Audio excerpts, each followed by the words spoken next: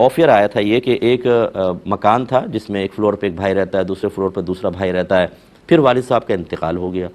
تو یہ نوجوان کہتا ہے کہ ایک فلور اب میرے اچھے سے ہے تو میں اگر کیا اس کو کرائے پہ چڑھا سکتا ہوں، اسے کرایہ لے سکتا ہوں، جبکہ بہنیں بھی موجود ہیں۔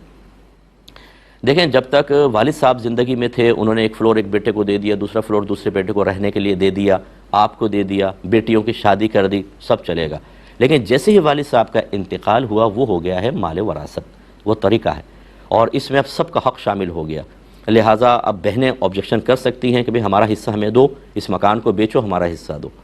اب یہ ہو سکتا ہے کہ ایک صلح کی صورت ہوتی ہے کہ جو فلورز میں رہتے ہیں بھائی وہ یہ کہیں کہ بھئی آپ پہلے اس کا پورے مکان کی قیمت نکلواتے ہیں، پھر ہم سب کے حصے ڈیوائیڈ کرتے ہیں، پھر تم یہ مکان نہ بکواؤ، ہم یہاں رہ رہے ہیں فیملی کے ساتھ، جو تمہارا حصہ بنتا ہے وہ پیسہ ہم آپ کو دے دیں گے۔ بہنیں راضی ہو جائیں تو بس ٹھیک ہے، وہ قسطوں میں دے دیں چاہے یکمشت دے دیں پھر وہ ٹھیک ہے، لیکن جب تک یہ تقسیم نہ ہو، بہنیں چاہ رہی ہیں کہ ہمیں ملے، بھائی کہہ رہے ہیں ہم فیملی کو کہاں لے کر جائیں، یعنی کیا مطلب ہے کہاں لے کر جائیں؟ ان کا حصہ آپ دبا کر بیٹھے ہوئے ہیں، وہ تکلیفیں برداشت کریں، وہ انتظار کرتے رہیں، آپ اپنی فیملی کے ساتھ آرام سے رہتے رہیں ان کے حصے کے اندر، کیونکہ آپ کے اس فلور کے اندر ان کا بھی حصہ شامل ہے۔ یہ ہے گناہ کبیرہ، یہ ہے وراثت کو، حق کو کی ادائیگی میں تاخیر کرنا، اور اگر بالکل ہی منع کر دیں کہ ہم تو نہیں دیں گے، تو نبی کریم صلی اللہ علیہ وسلم نے ارشاد فرمایا جو کسی وارث کو اس کی وراثت سے محروم کرے تو اللہ تبارک و تعالیٰ اس کو جنت کی میراث سے محروم کر دے گا۔ اور یاد رکھیں جب تک تقسیم سے قبل اگر آپ کوئی اس طرح کی چیزیں کرائے پہ چڑھاتے ہیں تو جو بھی حصے دار ہوتے ہیں، جتنے بھی مطلب یہ کہ شرکاء ہیں، اس کرائے میں ان کا بھی حصہ ہوگا، جتنا پرسنٹ ان کا حصہ بنتا ہے اتنا پرسنٹ اس کرائے کے اندر سے حصہ اس کو دینا ہوگا۔ بہنوں کو کرایہ بھی ملتا رہے گا، یعنی اس کرائے کے اندر سے دینا ہوگا، بھائیوں کو بلکہ بنے گا۔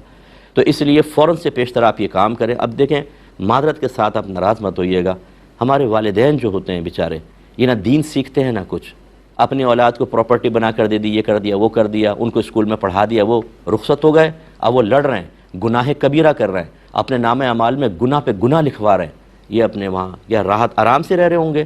جو اپنی اولاد کو صحیح مسائل نہ سکھائے، انہیں گناہ کا راستہ دکھائے، دوسرے کے حق پر دبانے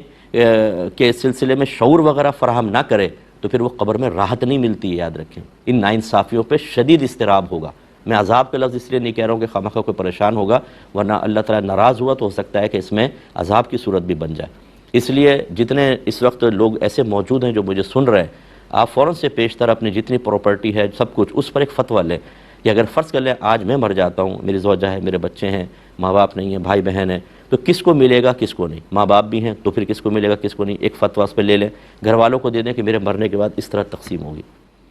اب اگر فرض کر لیں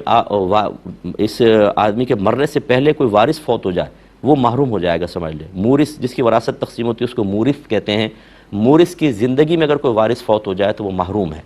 پھر اس کو نہیں ملے گا۔ لیکن اگر آپ کا انتقال ہوتا ہے تو باقی کا آپ سب لکھ کر گئے ہیں، اور اس میں ساری سچویشن لکھ دیں کہ مکان بنا کر دیا تھا، بچے اس میں رہ رہے ہیں، تو میرے مرنے کے بعد اس مکان کی تقسیم کا طریقہ کیا ہوگا؟ ایک دکان ہے، اس کا کرایہ آتا ہے، گھر میں سب کا گھر کا نظام چلتا ہے، اس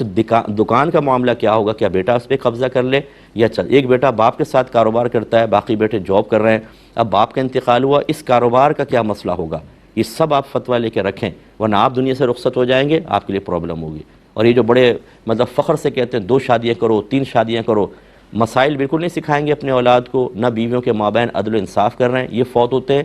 اتنے میرے پاس کیسز آتے ہیں، سب سے خطرناک کیسز یہ ہوتے ہیں، ایک بیوی چاہتی ہے پراپرٹی مجھے اور میرے بچوں کو ملے، دوسری چاہتی ہے مجھے اور میرے بچوں کو ملے، وہ صاحب رخصت ہو گئے 3 بیویوں کا جھنڈا اٹھا کے، 4 بیویوں کا جھنڈا اٹھا کر، حالانکہ اللہ نے فرمایا تھا فَإِنْ خِفْتُمْ أَلَّا تَعْدِلُوا فَوَاحِدَةً، اگر تمہیں خوف ہو کہ تم عدل و انصاف نہ کر سکو گے تو صرف ایک سے نکاح کرو۔ لیکن یہ بعض اوقات معذرت کے ساتھ اہل علم بھی ترغیبیں دے رہے ہوتے ہیں 2 شادیاں کرو، 3 شادیاں کرو۔ بھائی آپ نے کر لی تو ٹھیک ہے، کر لو، اپنے اس 3 کو جسٹیفائی کرنے کے لیے دوسروں کو آزمائش میں مت ڈالو۔ آپ کے پاس علم ہے، شاید آپ کے پاس تقویٰ ہو، شاید آپ عدل و انصاف کر سکیں، ترغیب تو دے دی آپ نے، مسئلہ آپ نے بتایا نہیں۔ ایک جاہل آدمی آپ کے کہنے پر 2-3 شادیاں کر لیتا ہے، اب ان میں عدل و انصاف نہیں کرتا۔ نبی کریم صلی اللہ علیہ وسلم نے ارشاد فرمایا جس کی 2 بیویاں ہوں وہ ایک کی طرف زیادہ مائل رہے، دوسرے کو محروم کرے، یہ بروز قیامت ایسا آئے گا کہ اس کی ایک جانب فالج زدہ ہوگی۔ آپ نے تو آزمائش میں ڈال دیا پبلک کو۔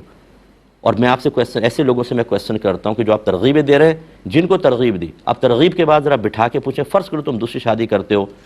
کیا کیسے عدل و انصاف کرو گے؟ یہ میں تو جانتا ہوں، اللہ کے کرم میں 30 برس ہو گئے، اس سے زیادہ بلکہ ٹائم ہو گیا کہ میں لوگوں کے مسائل بیان کرتا ہوں، آتا جاتا کچھ بھی نہیں ہے، شادیاں کرنے میں کے لیے تیار ہے، جی فلاں مفتی صاحب نے فتویٰ دیا تھا، فلاں صاحب نے ترغیب دی تھی، ایک تو میرے شاگرد نے دوسری شادی کی، وہ مجھے ترغیب دے رہا تھا، صاحب آپ بھی دوسری شادی کر لیں، تو پھر اس کو بہرحال میں نے جو سمجھانا تھا سمجھایا۔ تو یہ خلاصہ کلام یہ ہے کہ اپنی اولاد کے لیے پہلے سے ہی ایسا لایا عمل اختیار کریں کہ آپ چلے جائیں تو ایک دوسرے کا منہ نہ نوچیں۔ میں نے تو غریبان پکڑتے ہوئے دیکھا ہے اولاد کو آپس میں ایک دوسرے کے، وجہ کیا ہے؟ علم دین نہ سیکھنا، دنیا کو سب کچھ سمجھنا، اللہ تعالیٰ اس کے رسول کے احکام کو اتنا معمولی سا سمجھنا، پس پش پھینک دینا، شریعت کے لیے اپنے گھر کے دروازوں کو بند کر دینا اور اپنی اولاد کو ایک طویل آزمائش میں مبتلا کر کے اس امید پر دنیا سے چلے جانا کہ اللہ مجھے جنت عطا فرمائے گا، بڑے درجات دے گا۔ اللہ قادر ہے، میں اس پہ حکم نہیں لگا رہا ہوں، لیکن اتنی خرابیاں کرنے کے بعد پھر یہ امید لگانا یہ بھی مناسب نہیں ہے۔ اللہ کا خوف ہونا چاہیے۔ میں زمین میں نہ ہل چلاؤں، نہ زمین نرم کروں، نہ بیج ڈالوں، نہ پانی ڈالوں اور ساتھ میں بیٹھ جاؤں کہ اب فصل نکلے گی، کاٹوں گا، میں کروڑ پتی ہو جاؤں گا، تو میرے خیال میں یہ بڑی حماقت کی ہی بات ہوگی۔ سب کچھ کرنا ہوتا ہے، اس کا خیال رکھیے۔ ایک یہ کویسچن کیا گیا کہ ایک